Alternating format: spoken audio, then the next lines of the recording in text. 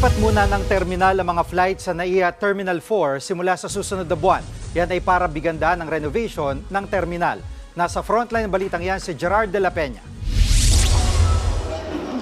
Terminal 4 ang pinakalumang terminal sa Ninoy Aquino International Airport. Kaya simula sa Nobyembre, magbabago ito ng bihis. Ayon sa New NAIA Infrastructure Corporation o NNIC na siyang bagong operator ng NAIA, gusto nilang gawing maginhawa at komportable ang pagbiyahe ng mga pasahero sa nasabing terminal.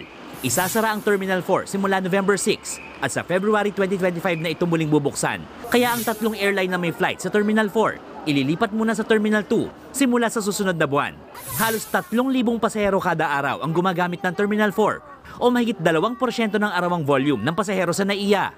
Una nang pinutakte online ang halos pag-triple ng singil sa landing, take-off at parking fees ng mga eroplano at iba pang aviation fees na sinisingil sa mga airlines sa NAIA. Posible itong pasanin ng mga pasahero. Ayon sa source ng News 5, humihingi ng pahintulot ang tatlong local airline para maningil sa mga pasahero ng tinatawag nilang Terminal Enhancement Fee na aabot ng 300 pesos. Ipatutupad yan sa lahat ng terminal ng NAIA. Pabor naman daw ang ilang pasahero sa dagdag singil kung magbebenepisyo rin sila.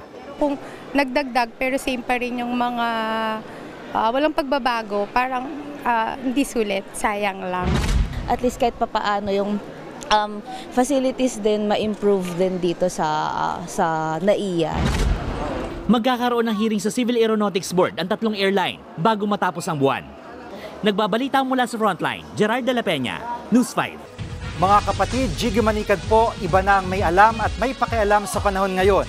Para sa konkreto, kumpleto at komprehensibong balitaan sa Frontline, mag-follow at mag-subscribe sa social media pages ng News 5.